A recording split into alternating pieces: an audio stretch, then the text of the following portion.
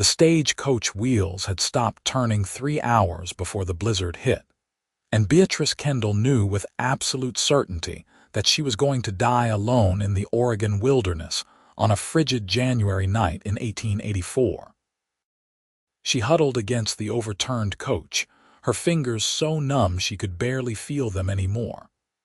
The driver had been thrown when the axle snapped, his neck broken instantly against the frozen ground. The horses had bolted, taking with them any hope of warmth or survival. All she had was the thin blanket she had pulled from inside the coach before it became too dangerous to climb back in. And even that was doing precious little against the wind that cut through the mountain pass like 1,000 frozen knives. Beatrice was 22 years old, and she had survived leaving Boston after her father's death, survived the grueling journey west with nothing but a few dollars, and a letter of introduction to a schoolteacher position in Portland. She had survived the leering stares of men who thought a woman traveling alone was fair game, survived the harsh reality of discovering that the school position had been filled 2 weeks before she arrived, and survived 3 months working in a boarding house while she saved enough money to try her luck in the smaller towns to the east. She had not survived all of that just to freeze to death 20 miles from anywhere, but the cold was winning. She could feel it in her bones, in the way her thoughts were starting to slow down and drift. She was shivering so violently beneath the threadbare blanket that her teeth chattered loud enough to hear over the wind. Her traveling dress, meant for a civilized stagecoach ride, offered no protection whatsoever. The wool was good quality, or had been before the journey west had worn it thin, but it was not made for a night in the snow. She thought about her father, about how disappointed he would be that she had come so far only to give up now. But she was not giving up, she told herself fiercely. She was simply out of options. There was nowhere to go, no shelter, no fire, no hope of rescue until the storm passed, and even then, who would come looking for her? The stage line would not notice a missed arrival for days, and the boarding house keeper in Portland barely knew her name. The wind shifted, and for a moment, Beatrice thought she heard something. A sound that was not the howl of the storm or the creak of the ruined stagecoach. She lifted her head, straining to hear, but there was nothing. Just her imagination, desperate for rescue that would not come. Then she heard it again. The unmistakable sound of a horse whinnying against the wind. She tried to call out, but her voice was so weak and hoarse that it barely carried past her own ears. She tried again, forcing every ounce of strength she had left into the effort. This time, she managed something that might have been a shout, though it sounded pathetic even to her own ears. The hoarse sound came closer. Then, through the swirling snow, she saw a shape. A man on horseback, bent low against the wind, leading a pack horse behind him. He was wrapped in furs and leather, his hat pulled low, and for a wild moment Beatrice thought he might be an apparition, something her freezing mind had conjured up to make the end easier. But then he was sliding off his horse, his boots crunching in the snow as he ran toward her. She could see his face now, weathered and tanned despite the winter cold, with a dark beard and eyes that widened in shock when he saw her huddled against the wreckage. "Good God," he said, and his voice was real, rough and deep and wonderfully, impossibly real. "How long have you been out here?" Beatrice tried to answer, but her jaw was shaking too hard to form words. The man did not wait for a response. He was already moving, pulling something from his pack horse. A moment later, he was draping something heavy and warm over her shoulders, wrapping it around her shivering body. It was enormous, thick and soft and still warm from being packed against the horse. "Buffalo hide," he said, his hands moving quickly as he tucked it around her. "Warmest thing I've got. Come on now, we need to get you on your feet. Can you stand?" Beatrice was not sure. She had been sitting still for so long that she did not know if her legs would work anymore. But the man was already lifting her, one arm around her waist, the other supporting her as she tried to get her feet under her. She stumbled, and he caught her weight easily, holding her steady until she found her balance. "The driver," she managed to say through chattering teeth, pointing toward the shape in the snow. The man glanced over, then back at her. His expression told her what she already knew. "Nothing to be done for him.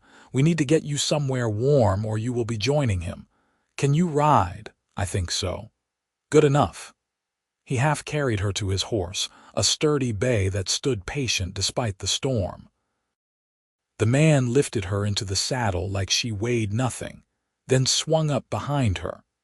He pulled the buffalo hide tighter around them both, wrapping her in the circle of his arms as he took up the reins. The warmth of his body against her back was shocking after the cold, and Beatrice found herself leaning into it without meaning to.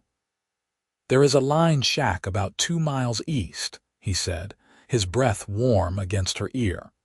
"We will be there in 20 minutes if the storm does not get worse." "Just hold on." Beatrice nodded, not trusting her voice.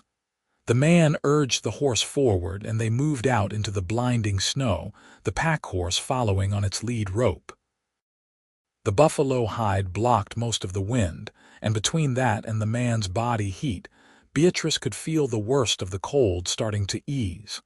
The violent shivering began to subside, though she still felt frozen to her core. "What is your name?" the man asked after a few minutes. His voice was steady, conversational, as though they were taking a pleasant ride instead of racing against death. "Beatrice," she managed. "Beatrice Kendall. Austin Zimmerman," he said. "Most folks call me Austin. What were you doing out here, Miss Kendall?" "Stagecoach accident. The axle broke." "In this weather?" Driver should have known better than to try the pass with a storm coming in. He said we could make it before it hit. Austin made a sound that might have been a laugh or a curse. "Well, he was wrong about that. You hurt anywhere besides the cold?" Beatrice took stock of herself. Everything hurt, but that seemed to be mostly from the cold and the hours of sitting in the snow. "I do not think so. Some bruises, maybe." "Lucky then. These accidents can be bad." They fell silent after that, all of Austin's attention on navigating through the storm. Beatrice closed her eyes, focusing on staying conscious and upright in the saddle. The buffalo hide was doing its work, and she could feel sensation starting to return to her fingers and toes. It was painful, a burning prickle that made her gasp, but it was better than the numb nothing that had been there before. True to his word, Austin brought them to a small cabin just as Beatrice was starting to think she could not hold on much longer. It was barely more than 4 walls and a roof, tucked into a hollow between 2 ridges that provided some shelter from the wind. Austin dismounted and helped Beatrice down, then led the horses around to a lean-to on the side of the building. "Get inside," he said, pressing something cold and metal into her hand. "A key."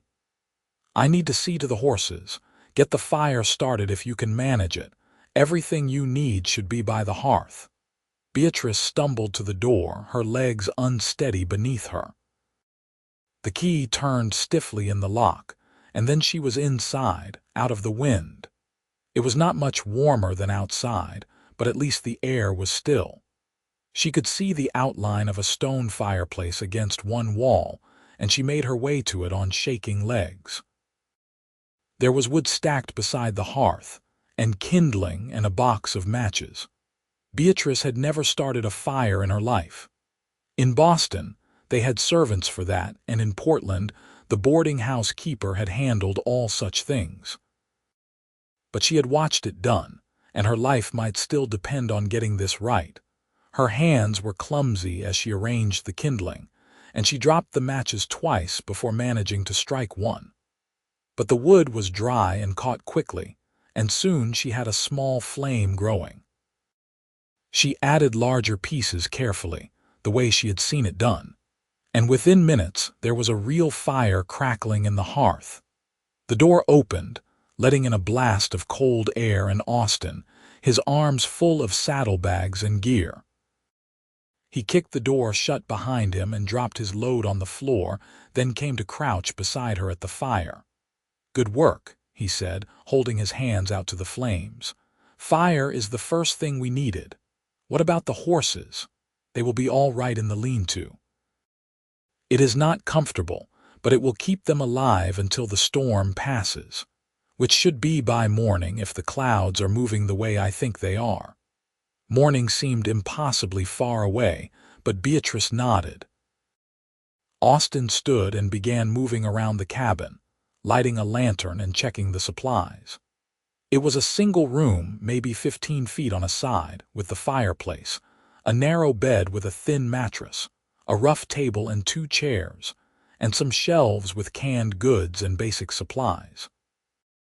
A line shack, he had called it, and Beatrice guessed it was meant for cowboys to use when they were out checking on cattle or fences far from the main ranch.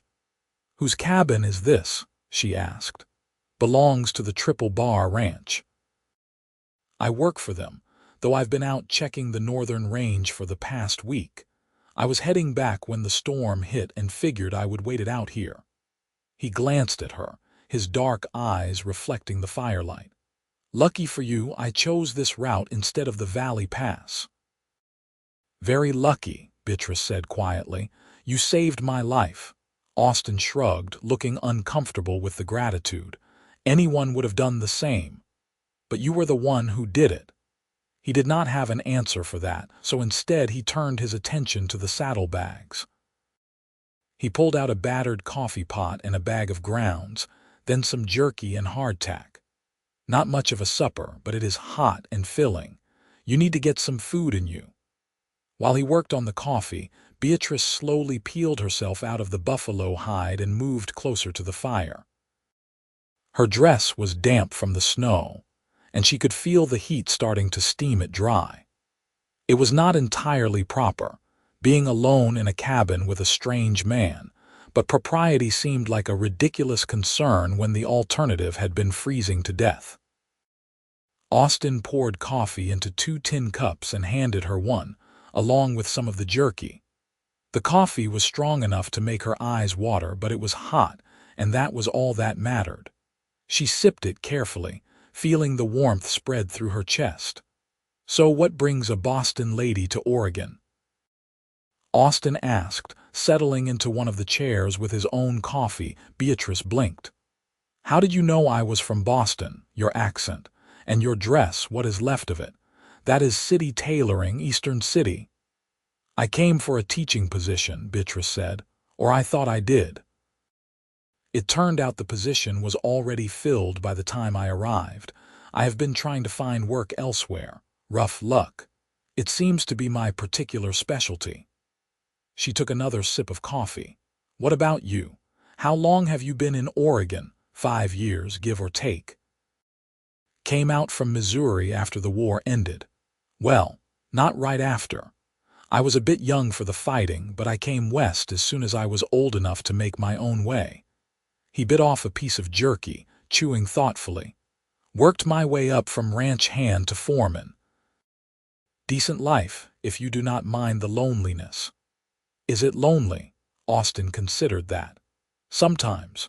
Ranch work is not like farming where you have neighbors close by. Out here you might go weeks without seeing anyone but the other hands. And in winter, when the work slows down, it is even quieter." He smiled slightly. "Though I cannot say I mind it most days. There is something to be said for silence and space." Beatrice could understand that. Boston had been crowded and noisy, full of people and expectations and constant judgment. There had been times, especially after her father died and the creditors began circling, when she had felt suffocated by it all. "I think I might like the silence," she said, "if I ever get the chance to experience it under better circumstances." "You will make it through this," Austin said, his voice certain. "Storm will pass by morning and I will get you back to Portland, or wherever it is you are trying to get to." "I do not actually know any more," Beatrice admitted. "I was trying to reach a town called Prairie Creek, where I heard they might need a teacher, but I have no idea if that is true or just another dead end. Prairie Creek is a good town, small but growing. They might could use a teacher at that." Austin finished his coffee and stood. "But that is a problem for tomorrow. Tonight you need to rest and get warm. You can have the bed. I will take the floor by the fire." "I cannot take your bed." "It is not my bed, it is the ranch's bed, and you need it more than I do. I have slept in worse places than a floor with a fire." His tone made it clear there would be no argument. Beatrice was too exhausted to fight him on it. She finished her coffee and made her way to the narrow bed, still wrapped in the buffalo hide. The mattress was thin and lumpy, but after hours in the snow, it felt like heaven. She pulled the hide up to her chin and closed her eyes, listening to Austin moving around the cabin, banking the fire and settling in for the night. "Thank you," she said quietly into the darkness. "Go to sleep, Miss Kendall." She did, falling into unconsciousness so quickly that she did not even feel herself drift off. When Beatrice woke, sunlight was streaming through the small window, bright and almost blinding after the storm. She sat up slowly, her body aching in a dozen places, and looked around the cabin. Austin was already awake, crouched by the fire with the coffee pot. He glanced over when he heard her moving. "Storm passed about an hour before dawn," he said. "We can head out whenever you are ready." "How do I look?" Beatrice asked, then immediately regretted the vanity of the question. But Austin just smiled. "Like you spent a night in a line shack after nearly freezing to death, which is to say, better than you did last night." Beatrice stood, wrapping the buffalo hide around her shoulders. Her dress was dry now, at least, though it was wrinkled and stained. She did her best to smooth it down, then braided her hair back with fingers that were still a bit stiff from the cold. Austin had more jerky and hardtack for breakfast, along with the strong coffee. It was not much, but Beatrice ate gratefully, her appetite returning now that the immediate danger had passed. As they ate, Austin outlined his plan. "Portland is about 20 miles west from here, but the pass will be dangerous after the snow. We will take the valley route instead, which adds another 10 miles but should be passable. If we leave within the hour, we can make it by nightfall." "What about the stagecoach? And the driver?" "I will send word to the Triple Bar when we reach town. They will send a crew out to recover the body and salvage what they can from the coach." Austin's expression was somber. Not much else to be done. Beatrice nodded, feeling a pang of guilt that she had barely thought about the driver since last night. He had been trying to do his job, and it had cost him his life. But dwelling on it would not help anyone, and she had her own survival to think about. They finished breakfast and packed up, Austin moving with the efficient ease of someone who had done this 100 times before. He saddled the bay and secured the packhorse's load, then helped Beatrice mount up. She was feeling stronger this morning, though her legs were still shaky. Austin swung up behind her again, and they set out into the bright, cold morning. The world was transformed by the snow, everything covered in white and glittering in the sun. It was beautiful in a harsh, unforgiving way, and Beatrice found herself glad to be alive to see it. They rode in silence for the first hour, following a trail that wound down through the foothills toward the valley. Austin kept the horse at a steady pace, not rushing but not dawdling either. The buffalo hide was wrapped around them both again, and Beatrice was acutely aware of the man behind her, the solid warmth of his chest against her back, the strength in the arms that held the reins on either side of her. It was strange, being this close to a man she barely knew. Improper, certainly. But there was something about the circumstances, about the way he had saved her life without hesitation, that made the usual rules seem irrelevant. She trusted him, Beatrice realized, completely and without question, in a way she could not quite explain. "Tell me about Boston," Austin said eventually, breaking the silence. "What was it like growing up there?" Beatrice considered the question. "Crowded, loud, full of rules about who you could be and what you could do. My father was a banker, so we were comfortable but not wealthy. Not society, you understand. We had a nice house in a good neighborhood and I went to a good school, but we were always on the edges of things, never quite in the center." "Sounds exhausting." "It was," Beatrice agreed. "Everything was about appearances and reputation. Who you knew, where you went, what you wore. I used to dream about escaping it all, but I never thought I actually would." "What changed?" "My father died 2 years ago. Heart failure, sudden, and it turned out that the comfortable life I thought we had was built on credit and loans. He had been borrowing to keep up appearances, and when he died, the creditors came calling. They took the house, the furniture, everything." Beatrice's voice was steady, but the memory still stung. "I was 20 years old and I suddenly had nothing. No family, no money, no prospects. So I decided if I was going to have nothing, I might as well have it somewhere new. That took courage, or foolishness. I am not sure which yet." Austin was quiet for a moment. "I think courage and foolishness look pretty similar most of the time. The difference is whether things work out or not." Beatrice laughed, surprised by the observation. "That is probably true. So what made you choose teaching?" "I am good with children and I like books. It seemed like something I could do that would be useful. And I thought there would be more opportunities out west in places that were still growing." She sighed. "I was right about that in theory, just not so much in practice. Portland is a big town," Austin said. "But the smaller places, the ones out in the country, they are always looking for teachers. Prairie Creek, where you were headed, they have been trying to get someone for months. Last I heard, they were making do with the preacher's wife teaching the basics, but she has got her hands full with her own children." "Do you know much about Prairie Creek?" "Some. It is about 40 miles east of Portland in the foothills. Maybe 200 people, mostly ranchers and farmers. They have got a general store, a church, a saloon, and not much else. But it is a good place from what I have heard. Folks look out for each other." Beatrice felt a flutter of hope. "Do you think they would still need a teacher?" "Only one way to find out." They rode on, the trail gradually leveling out as they reached the valley floor. The snow was thinner here, and the going was easier. Austin pointed out landmarks as they passed. A craggy peak that looked like a sleeping bear, a frozen creek that would be full of salmon in the spring, a grove of pines that sheltered a family of deer. He talked easily, his voice low and pleasant, and Beatrice found herself relaxing into the rhythm of the journey. It was strange how quickly the extraordinary could start to feel ordinary.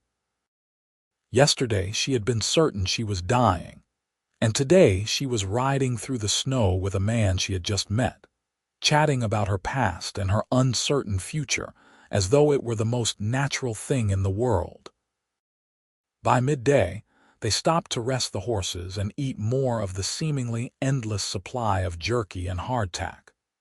Beatrice was beginning to think she might never want to see either again, but she ate without complaint. Austin checked the horses' hooves and the pack-horse's load, then they mounted up and continued on. "Can I ask you something?" Beatrice said after they had been riding for a while. "Sure. Why do you work as a foreman instead of having your own ranch?" Austin was quiet for a long moment, and Beatrice wondered if she had overstepped. But then he answered, his voice thoughtful. "Land is expensive, and ranching is a gamble. You need capital to start, and then you need luck to keep going. A bad winter, a disease in the herd, a drop in cattle prices, any of that can wipe you out. Working for someone else, I get a steady wage and a place to sleep. It is not glamorous, but it is stable. But if you could have your own place, would you want it? Maybe. Someday. I have been saving up, putting aside what I can, but it will be years before I have enough to make a real go of it. He paused. What about you? If you could have anything, what would you want? Beatrice thought about that. I think I would want a place of my own. Not a big house, just something small and comfortable where I could be myself without worrying about what anyone else thought. A garden, maybe, some chickens, and work that mattered, teaching children who actually wanted to learn. That does not sound like too much to ask for. It does when you have no money and no prospects. You have prospects, Austin said. You are alive, you are smart, and you are stubborn enough to travel halfway across the country by yourself. That counts for something. Beatrice smiled despite herself. Stubborn. Is that what you are calling it? Would you prefer determined? I think I would. They reached Portland just as the sun was setting. The town spread out along the Willamette River in a jumble of wooden buildings and muddy streets. It was bigger than Beatrice had expected, bustling with activity even in the winter cold. Austin guided them to a boarding house on the edge of town, one he said was clean and affordable. The proprietor, a stern-faced woman named Mrs. Harriet Morrison, took one look at Beatrice's bedraggled appearance and immediately ushered her inside, clucking like a mother hen. Austin carried in Beatrice's small trunk, which he had retrieved from the stagecoach wreckage, and set it in the modest room Mrs. Morrison assigned her. I will send word to the Triple Bar about the accident, Austin said, standing in the doorway. The buffalo hide was draped over his arm, and Beatrice felt a strange pang at the thought of him leaving. And I will ask around about Prairie Creek, see if they are still looking for a teacher. You have already done so much, Beatrice said. I do not know how to thank you. Austin shifted uncomfortably. No thanks needed. I am glad I came along when I did. Will I see you again? The question hung in the air between them. Austin looked at her for a long moment, his dark eyes unreadable. I expect so, he finally said. I will need to come back to town in a few days to report to the ranch owner. Maybe I could call on you then, see how you are settling in. I would like that. He nodded, settling his hat more firmly on his head. Then I will see you in a few days, Miss Kendall. Beatrice, she said. Please, just Beatrice. Beatrice, he repeated, and the way he said her name made something warm unfold in her chest. Get some rest. You have been through hell. Then he was gone, his boots echoing on the wooden stairs. Beatrice stood in the doorway for a moment, listening to him leave, then closed the door and sank onto the bed. Mrs. Morrison brought her dinner on a tray, along with hot water for washing and a sympathetic ear. Beatrice found herself telling the whole story, from the accident to Austin finding her to the long ride back to Portland. Mrs. Morrison listened with appropriate exclamations of horror and relief, then declared that Beatrice was the luckiest young woman in Oregon. Austin Zimmerman is a good man, she said firmly. Known him for years. He brought his sister through here 3 winters back, helped her get settled before she married a farmer up north. He could have left her to fend for herself, but he saw her safe and situated. That tells you what kind of man he is. He has a sister. Had. She passed in childbirth the following year. Near broke him from what I heard, but he did not let it stop him. Sent money to her husband to help with the baby, still does as far as I know. Mrs. Morrison shook her head. This country is hard on women. You did well to survive what you did. After Mrs. Morrison left, Beatrice washed and changed into her nightgown, then crawled into bed. It was a real bed, with a real mattress and real blankets, and it should have been more comfortable than the line shack. But she found herself missing the warmth of the buffalo hide, the steady presence of Austin behind her. She fell asleep thinking about dark eyes and strong arms, and a voice that made her feel safe. The next few days passed in a blur of recovery and planning. Beatrice rested, ate proper meals, and tried to figure out her next move. She had enough money for maybe 2 more weeks at the boarding house, and then she would need to find work or move on. The thought of moving on was exhausting, but she had not come this far to give up now.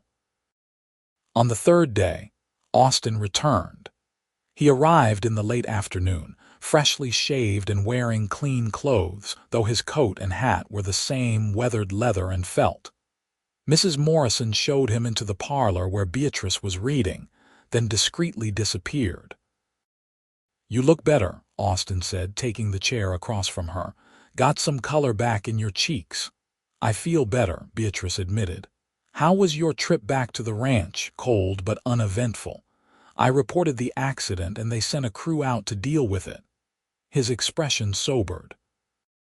Driver's name was Thomas Grant. He had a wife in Portland. Ranch is taking care of the funeral expenses and giving her some money to help out. Beatrice felt her throat tighten. "That is good of them. It is the right thing to do." Austin leaned forward, resting his forearms on his knees. "But I've got some better news. I talked to the owner of the Triple Bar about Prairie Creek. Turns out his wife's sister lives there, and she confirmed they are desperate for a teacher. She even said they have got a schoolhouse built and waiting. They just need someone to run it." "Really?" Beatrice's heart leaped. "Really?" "The pay is not much, maybe $40 a month, but it comes with room and board. They have got a little cottage next to the schoolhouse for the teacher. It is small, but it is yours as long as you are teaching." $40 a month was more than Beatrice had dared to hope for. It was not a fortune, but it was enough to live on, maybe even save a little. And a cottage of her own, even a small one, was more than she had dreamed possible. "How do I apply?" she asked. "Already done," Austin said, and there was a hint of pride in his voice. "I took the liberty of vouching for you. Told them you were educated, capable, and brave as hell for surviving what you did. They said if you can get out there in the next week, the job is yours." Beatrice stared at him. "You did that for me. Figured you deserved a break after everything." He looked away, suddenly seeming embarrassed. "Hope I did not overstep." "Overstep?" Beatrice laughed, and it came out a little shaky. "Austin, you might have just saved my life for the 2nd time." "Well, I do not know about that." "I do." She stood up, moving to the chair next to his, close enough that she could see the faint lines around his eyes, the small scar on his jaw. "Thank you, truly." Austin met her eyes, and for a moment something passed between them. Something warm and electric that made Beatrice's breath catch. Then Austin cleared his throat and looked away. "There is one complication," he said. "Getting to Prairie Creek is not easy this time of year. The stage only runs once a week, and the next one is not for 5 days. After that, who knows how long before the next one, depending on the weather. I can wait 5 days. Or," Austin said slowly, "I could take you myself. I need to ride out that direction anyway, check on some of the eastern range. We could leave tomorrow, take it slow, stop at a few ranch houses along the way for shelter. Get you there safe and settled." Beatrice knew she should refuse. It was already improper enough that she had spent a night alone with him in the line shack. Never mind that it had been a matter of survival. Spending several more days traveling together would be scandalous if anyone found out. But looking at Austin, at the honest concern in his face, she found she did not care. "I would like that," she said. "If it is not too much trouble, no trouble at all." They left the next morning, Beatrice riding behind Austin on the bay, her trunk strapped to the pack horse. Mrs. Morrison had packed them food for the journey and given Beatrice a long, knowing look that made her blush. But she had not said anything to discourage them, which Beatrice took as tacit approval. The ride to Prairie Creek took 3 days, winding through the foothills and along frozen river valleys. The weather held, cold but clear, and Austin proved to be an excellent guide. He knew every ranch and farm along the route, and each night they stopped at a different homestead where they were welcomed with food and warm beds. Austin always made sure Beatrice was given the best accommodations and treated with respect, and the ranch families seemed to regard him with genuine affection and trust. On the second night, they stayed with a family named the Prescotts, who had 5 children ranging from 6 to 16. The children were wild for stories of the outside world, and Beatrice found herself telling them about Boston, about the tall buildings and the ships in the harbor, and the way the city lit up at night. Austin sat back and watched, a small smile on his face, and when their eyes met across the table, Beatrice felt that electric warmth again. After the children had gone to bed, Beatrice and Austin sat by the fire with Mr. and Mrs. Prescott, talking quietly about the challenges of frontier life. Mrs. Prescott was heavily pregnant with their 6th child, and she spoke wistfully about how nice it would be to have a school nearby so the older children could get more education. "Prairie Creek is only 10 miles from here," Austin said. "Once Miss Kendall gets the school up and running, your children could ride over." 10 miles is a long way in winter," Mr. Prescott said doubtfully. "But possible," Austin countered, "and worth it for a good education." Mrs. Prescott looked at Beatrice with something like hope. "You really think you can make a go of it? Teaching out here, I mean. It is not like the city." "I know," Beatrice said, "but I think that might be exactly what I need." On the 3rd day, they reached Prairie Creek in the early afternoon. It was even smaller than Beatrice had imagined, just a handful of buildings clustered around a crossroads. But it was neat and well kept, with smoke rising from chimneys and the sound of a blacksmith's hammer ringing in the clear air. The schoolhouse was at the edge of town, a simple wooden building with large windows and a small bell tower. Next to it was the cottage Austin had mentioned, barely more than 2 rooms and a lean-to kitchen, but it had a good roof and a stone fireplace and glass in the windows. It was, Beatrice thought, the most beautiful thing she had ever seen. Austin helped her unload her trunk and carried it inside, setting it by the narrow bed. The cottage was dusty from disuse, but someone had left firewood stacked by the hearth and basic supplies in the kitchen. There was even a rag rug on the floor and curtains on the windows, simple but cheerful. "What do you think?" Austin asked, standing in the doorway. "I think it is perfect," Beatrice said honestly. "I cannot believe this is really mine." "It is yours as long as you want it." He glanced around the small space. "I will talk to some of the families in town, let them know you are here and ready to start teaching. You should have students by the end of the week." "Austin," Beatrice turned to face him, "why are you doing all this for me?" He was quiet for a long moment, his expression serious. "Because when I found you in that snow, dying and alone, I realized I could not stand the thought of you not being in the world anymore. And I know that does not make sense. We had just met, but it is the truth. So I am helping you because I want to, because I need to know you are all right." Beatrice's heart was pounding. "I am all right because of you." Austin stepped closer, close enough that she could have reached out and touched him. "I am glad," he said quietly. "And I am glad you are here in Prairie Creek, because it means I will have reasons to come back this way, to check on you, make sure you are settling in." "I would like that," Beatrice said. "Very much." They stood there for a moment, the air between them charged with possibility. Then Austin stepped back, breaking the spell. "I should go," he said. "Let you get settled, but I will be back in a few days once you have had time to get the school started. You promise?" "I promise." He left, and Beatrice stood in the doorway watching him ride away, her heart full of emotions she did not quite know how to name. Then she turned and surveyed her new home, her new life, and got to work. The next few weeks were a whirlwind of activity. Beatrice cleaned the cottage and the schoolhouse, met with the families in Prairie Creek and the surrounding area, and prepared lessons for the diverse group of students who would be attending. Some were as young as 5, others as old as 14, and they ranged from complete beginners to children who could already read and write at a basic level. The first day of school was terrifying and exhilarating in equal measure. Beatrice stood in front of 12 children, her hands shaking slightly as she introduced herself and laid out her expectations.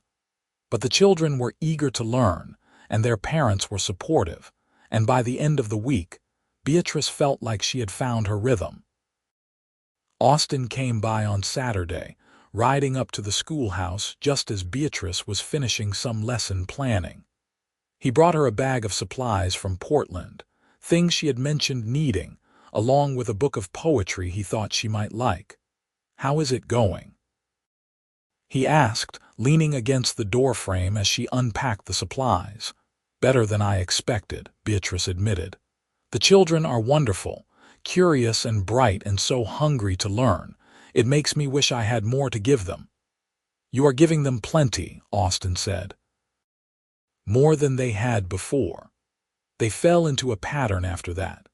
Austin would ride out from the Triple Bar every week or two, sometimes with supplies, sometimes just to check in. He helped her fix a loose board on the cottage roof, brought her venison when the ranch butchered a deer, and sat with her in the evenings while she told him about her students, and he told her about life on the ranch. Beatrice found herself looking forward to his visits with an intensity that should have worried her, but she could not seem to help it. Austin made her laugh, made her feel safe, made her feel like she was exactly where she was supposed to be.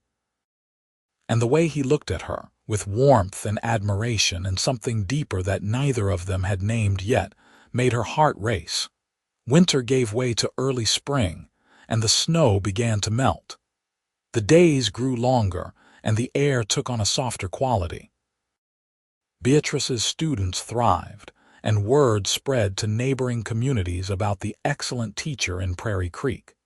She began to get requests to take on more students, and she had to start thinking about expanding her lessons. On a warm evening in late March, Austin arrived with a picnic basket and a blanket, and suggested they take a walk up to the ridge overlooking the valley. It was a beautiful spot, with wildflowers just beginning to bloom and a view that stretched for miles. They sat on the blanket and ate the food Austin had brought, simple fare but delicious in the open air. They talked about everything and nothing, their conversation flowing as easily as it always did. And when the sun began to set, painting the sky in shades of gold and pink, Austin reached over and took Beatrice's hand. "I need to tell you something," he said, his voice quiet but steady. "I have been trying to find the right words for weeks now, but I do not think there are right words for this. So I am just going to say it plain." Beatrice's heart was pounding, but she squeezed his hand encouragingly. "I am in love with you," Austin said. "I think I have been since the night I found you in the snow, though I did not realize it then. But these past few months, getting to know you, seeing you build this life for yourself, it has just made me more certain.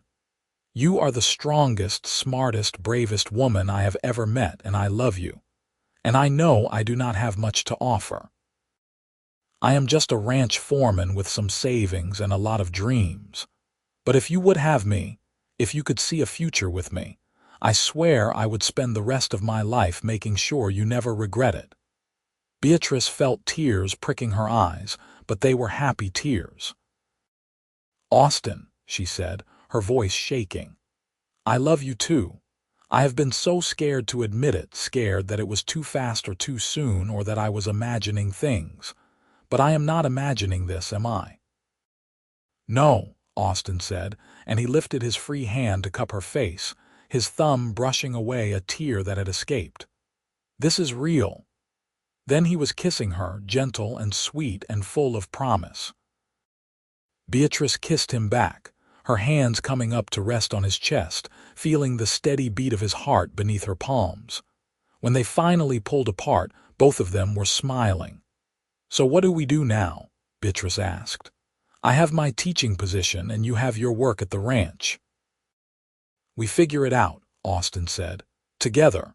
I can keep working at the Triple Bar for now, keep saving. And in a few years, when I have enough, I can buy some land. Maybe somewhere near here so you can keep teaching if you want. We will build a house, start a ranch of our own." "That sounds like a dream." "Then let's make it real." They sat on the ridge until the stars came out, talking about the future they would build together. It would not be easy, Beatrice knew. Life on the frontier was hard, and there would be challenges and setbacks and times when they questioned their choices. But sitting there with Austin, his arm around her shoulders and the whole vast sky above them, she felt more certain than she ever had in her life. This was where she was meant to be. With this man in this place, building something that mattered. The courtship that followed was the talk of Prairie Creek, though the gossip was largely approving. Austin and Beatrice were careful to observe the proprieties, at least in public, but everyone could see the way they looked at each other. Austin began making the ride from the Triple Bar twice a week instead of once, and he started attending church services in Prairie Creek, sitting in the back pew and watching Beatrice with undisguised admiration. In May, Austin spoke to the preacher about marrying them, and then he asked Beatrice properly, going down on one knee in her cottage with a simple gold band he had bought in Portland. Beatrice said yes before he had even finished the question, and they set the date for June, when the weather would be fine and the wildflowers in full bloom. The wedding was a community affair, held in the schoolhouse because it was the biggest building in town. Everyone in Prairie Creek came, along with families from the surrounding ranches, and even some of Austin's fellow ranch hands from the Triple Bar. Mrs. Prescott made the cake, her new baby sleeping in a basket beside the table. The blacksmith's wife played the fiddle, and the storekeeper's daughters sang. Beatrice wore a dress she had sewn herself from fabric Austin had bought her, simple but lovely in cream-colored cotton with lace at the collar. Austin wore his best suit, looking almost uncomfortable in the formal clothes, but his eyes when he saw her walking toward him were full of such love that Beatrice felt her breath catch. The preacher kept the ceremony short, speaking about commitment and partnership, and the challenges they would face together. When it came time for the vows, Austin's voice was steady and sure, promising to love and honor and cherish Beatrice for the rest of his days. Beatrice's voice shook a little, but her words were no less heartfelt.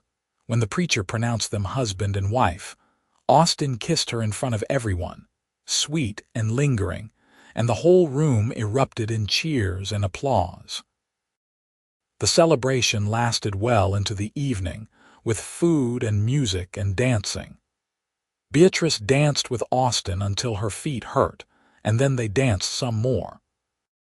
People kept coming up to congratulate them, to wish them well, to tell stories about how they had known from the start that these two were meant for each other. As the sun set and the party began to wind down, Austin and Beatrice slipped away to the cottage, now officially theirs as a married couple. Inside, away from the noise and the crowd, they stood in the quiet and looked at each other. "How does it feel to be Mrs. Zimmerman?" Austin asked, pulling her close. "Perfect," Beatrice said, wrapping her arms around his neck. "How does it feel to be stuck with me, like the luckiest man in Oregon?" They made love that night in the narrow bed, tender and passionate and full of joy. And afterward, lying in Austin's arms with the moonlight streaming through the window, Beatrice thought about the journey that had brought her here. The loss and the struggle, the fear and the uncertainty. The moment in the snow when she had been sure she was going to die. And then Austin, appearing out of the storm like something from a story, covering her with his warmest buffalo hide and refusing to let her give up. "What are you thinking about?" Austin asked, his fingers tracing lazy patterns on her shoulder. "About how grateful I am that you found me," Beatrice said. "About how different my life would be if you had taken the valley pass that night instead of the mountain route." Austin tightened his arms around her. "I try not to think about that. About what would have happened if I had been an hour later or if I had decided to wait out the storm at a different line shack. It scares me too much." "Well, you did find me, and we are here now, together." "Together," Austin echoed. "I like the sound of that." They fell asleep tangled together, the future stretching out before them full of promise and possibility. The first year of their marriage was not without its challenges. Austin continued working at the Triple Bar, which meant he was away from home for days or sometimes weeks at a time. Beatrice continued teaching, which she loved but which was exhausting work, especially as the school continued to grow. They had to learn how to live together, how to navigate each other's habits and quirks, how to communicate when things got difficult. But through it all, they had each other. And that made every challenge bearable, every hardship worth weathering. Austin was diligent about saving his wages, and Beatrice contributed what she could from her teaching salary. By the end of their first year together, they had enough saved to start seriously looking at land. They spent their free time riding around the area, looking at different parcels, trying to figure out what would work best for the ranch they wanted to build. In the spring of 1886, they found it. 200 acres in a valley about 5 miles from Prairie Creek, with good water and grazing land and a south-facing slope perfect for building. The price was steep, but Austin had been saving for years, and with Beatrice's contributions, they could manage it. They bought the land in April, and by May, Austin had given his notice at the Triple Bar. The owner was sorry to lose him but understood, and he even helped Austin buy his first herd of cattle at a fair price. Austin hired a few ranch hands to help with the work, and together they began building the house, barn, and fences they would need. Beatrice continued teaching through that year, though she had to make the ride to Prairie Creek each day instead of living next door to the school. It was harder, but she did not mind. She loved watching their home take shape, loved seeing Austin's dream become reality. The house was modest but well built, with 2 bedrooms, a kitchen, a sitting room, and a wide porch that looked out over the valley. Austin built it with his own hands, with help from neighbors and friends who came to barn raisings and house raisings, and all the other communal events that made frontier life possible. They moved in on a cold December day, carrying their few possessions across the threshold of their new home. That night, they lay in their bed in their house on their land and marveled at how far they had come. "2 years ago, I was dying in the snow," Beatrice said softly. "And now I am here with you in this beautiful place we built together. It does not seem real." "It is real," Austin said, pulling her close. "And it is just the beginning." He was right. The next few years were full of growth and change. The ranch prospered slowly but steadily. Austin proved to be a skilled rancher, and his reputation for honesty and hard work brought him steady business. Beatrice eventually stopped teaching to focus on the ranch and their growing family. Their first child, a son, was born in the fall of 1887. They named him Andrew, after Austin's father. He was a healthy, happy baby with his father's dark eyes and his mother's stubborn determination. Austin was a devoted father, patient and loving, and watching him with their son made Beatrice fall in love with him all over again. 2 years later, they had a daughter, whom they named Clara. She was quieter than her brother, more thoughtful, with a love of books that reminded Austin of Beatrice. Their family felt complete in a way that Beatrice had never quite imagined possible. Life on the ranch was hard work, but it was also full of joy. There were summer days spent by the creek, teaching the children to fish and swim. There were winter evenings by the fire, reading stories and playing games. There were barn dances and church socials and harvest festivals, all the rhythms of a life lived in community. And through it all, Beatrice and Austin's love for each other only deepened. They had weathered storms literal and metaphorical. They had built a life from nothing, brick by brick and day by day. They had learned each other's strengths and weaknesses, dreams and fears, and loved each other not in spite of those things but because of them.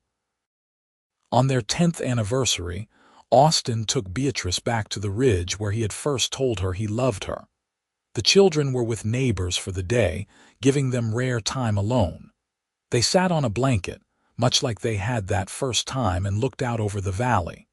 "You ever regret it?" Austin asked. Giving up teaching, living out here instead of in a town, Beatrice considered the question seriously. She had loved teaching and sometimes she missed it. But she had also found other ways to contribute. She tutored children in the area who could not make it to school. She had helped establish a lending library in Prairie Creek. She wrote letters for neighbors who could not read or write and kept the ranch's books with meticulous care. "No," she said finally, "I do not regret it. This life we have built, it is better than anything I could have imagined. And I get to live it with you, which makes it perfect." Austin smiled, the lines around his eyes deeper now but no less warm. "You know what I think about sometimes? That night in the snow when I found you, I almost did not go that way. I was tired and I wanted to get home. I almost took the shorter route. But you did not. But I did not. And finding you, Beatrice, it changed everything. You changed everything." Beatrice leaned into him, resting her head on his shoulder. "We changed each other. We built this life together. And I would not change a single thing." They sat there until the sun began to set, painting the sky in those same shades of gold and pink that Beatrice remembered from the first time. And as they watched the day fade into evening, Beatrice thought about all the years that had brought them to this moment. The fear and the hope, the struggle and the triumph, the ordinary days and the extraordinary ones.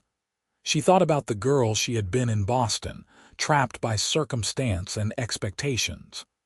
The woman she had become on the journey west, desperate and determined. The person she was now, 10 years later, mother and wife and rancher, and so much more than she had ever thought she could be. And she thought about Austin, appearing out of a blizzard with a buffalo hide and a stubborn refusal to let her die. Saving her life not once but over and over again, in 100 small ways that added up to everything. "I love you," she said, lifting her head to look at him. "I will love you until the day I die and beyond." Austin cupped her face in his hands, his touch as gentle and sure as it had been that first time. "And I will love you just as long, longer if I can manage it." They kissed as the stars began to appear, the same stars that had watched over them from the very beginning.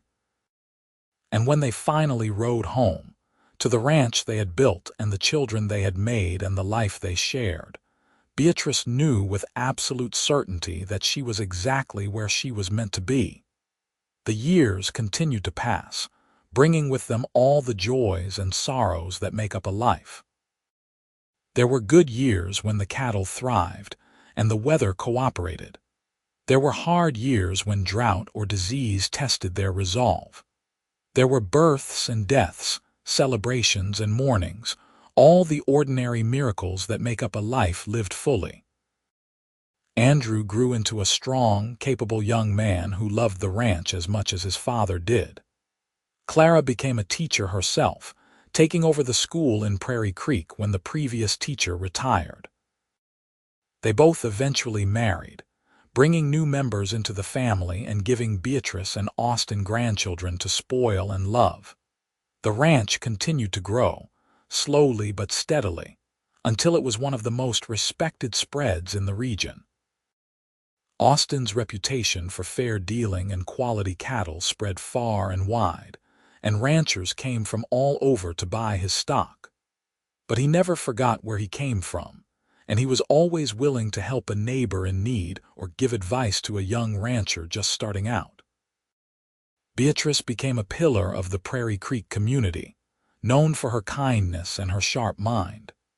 She served on the school board, helped organize community events, and was always the first person people turned to when they needed help or advice. She never forgot what it felt like to be alone and desperate, and she made sure no one in her community ever had to feel that way if she could help it. On their 25th anniversary, their children threw them a party at the ranch. Friends and neighbors came from miles around to celebrate the couple who had become such an integral part of the community. There was food and music and dancing, much like their wedding all those years ago, and Beatrice and Austin found themselves surrounded by people whose lives they had touched in ways large and small. As the party wound down and the last guests departed, Austin and Beatrice stood on their porch, watching the sun set over their land. Austin's hair was more silver than dark now, and there were deep lines on his face. Beatrice's own hair had threads of gray, and her hands showed the wear of years of hard work. But when they looked at each other, they saw the same people they had been that night in the snow, young and scared and desperately hopeful. 25 years, Austin said, shaking his head in wonder. Where did the time go? Into this, Beatrice said, gesturing at the ranch, at the life they had built. Into our children and our home and every moment we have spent together. Best 25 years of my life. Mine too. They stood in comfortable silence for a while, listening to the sounds of the ranch settling in for the night. The lowing of cattle, the rustle of wind through the grass, the distant call of a night bird. All the sounds that had become the soundtrack of their life together. "Do you remember that buffalo hide?" Beatrice asked suddenly. "The one you wrapped me in that night," Austin smiled. "Of course, I still have it, you know. It is in the barn in the tack room. I could never bring myself to get rid of it." "Why not?" "Because it was the thing that saved your life." "Well, that and my stubbornness. It felt wrong to just throw it away or let it rot, so I keep it oiled and cared for like a talisman." Beatrice felt tears prick her eyes. Even after all these years, Austin could surprise her with his sentimentality. "That is very sweet." "It is very practical," Austin countered, but his eyes were warm. "You never know when you might need a good buffalo hide." "I suppose that is true." They went to bed that night in the house they had built, in the bed they had shared for 25 years, and made love with the easy familiarity of long practice. And afterward, wrapped in each other's arms, they talked about the future. About Andrew taking over more of the ranch operations. About Clara's plans to expand the school. About the grandchildren and what they might become. About growing old together in this place they had made their own. "I want to be buried here," Beatrice said suddenly. "When the time comes. On the ranch looking out over the valley." Austin was quiet for a moment. "That is a morbid thought. Maybe, but I want you to know this is my home. This is where I belong, and when I am gone, I want to stay here." "All right," Austin said, his voice gruff with emotion. "But you have to promise me something. You have to promise you will outlive me. I do not want to be in this world without you." "I cannot promise that. None of us know how much time we have." "Then promise me you will not go without a fight. Promise me you will hold on as long as you can." "I promise," Beatrice said, kissing him gently. "And you have to promise me the same. Deal?" They fell asleep like that, holding each other, making promises they would do their best to keep. The years continued their relentless march forward. Austin and Beatrice grew older, slower, but no less devoted to each other or to the life they had built. They watched their grandchildren grow, saw some of them develop a love for the ranch, and others pursue different paths. They weathered the changes that came with time, the way the world seemed to be moving faster and becoming more complicated, but through it all, they had each other. And that, they both agreed, made all the difference. On a warm spring day in 1911, Austin came in from checking the fences and found Beatrice in the garden, kneeling among the vegetables she had planted. She was 66 years old, and he was 68, and they had been married for 28 years. She looked up when she heard him approach, shading her eyes against the sun, and smiled. "The tomatoes are coming in beautifully this year," she said. "We are going to have more than we can eat. We will give them to Clara to take to town," Austin said, settling onto the bench nearby. His knees were not what they used to be, and kneeling in the garden was beyond him now. Or make them into sauce for the winter, or both. They sat in companionable silence, Beatrice working and Austin watching. It was peaceful, the kind of ordinary moment that made up the bulk of a life. But Austin found himself treasuring it, this simple time with the woman he loved. "Beatrice," he said after a while, "do you ever think about that night? The night we met, all the time," she said, not looking up from her work. "How could I not? It changed everything." "I was thinking about it this morning," Austin admitted. "About how close I came to not finding you, how many things had to go exactly right for us to end up here." "Fate," Beatrice said simply. "Or luck, or providence, whatever you want to call it, I call it grace." Beatrice looked up at him then, her eyes soft. "I call it love. The universe loved us enough to bring us together, and we loved each other enough to build this life." Austin stood and walked over to her, offering his hand to help her up. His back protested, and her knees creaked, but they managed it together, laughing at their own aging bodies. And then Austin pulled her close and kissed her, right there in the garden with the tomatoes and the sunshine and the rest of their lives stretching out before them. "I would do it all again," he said when they pulled apart. "Every moment, every hardship, every challenge, I would do it all again just to end up here with you." "So would I," Beatrice said. "So would I." They lived another 15 years together, growing older but never growing apart. They saw the world change in ways they could never have imagined, but their love remained constant. They buried friends and celebrated births, weathered storms and enjoyed the peaceful moments. They held each other through the hard times and danced together in the good ones. Austin died in his sleep in the winter of 1926, at the age of 83. He simply went to bed one night after a quiet evening with Beatrice and never woke up. It was, the doctor said, his heart. It had finally just decided it was done. Beatrice mourned him with the fierce intensity of someone who had loved deeply and completely. She buried him on the ranch, on a hill overlooking the valley, just as they had always planned. And though the loss of him left a hole in her heart that would never fully heal, she found comfort in the life they had built together. In their children and grandchildren and great-grandchildren. In the ranch that still bore Austin's mark in every fence post and building. In the memories of 43 years of marriage and a love that had never wavered. She lived another 4 years without him, staying on the ranch with Andrew and his family. She spent her days reading and gardening and telling stories to the great-grandchildren about their great-grandfather, the man who had saved her life in a snowstorm, and then spent the rest of his life making sure she never regretted saying yes. Beatrice died on a spring morning in 1930, sitting in a chair on the porch, looking out over the valley she and Austin had loved.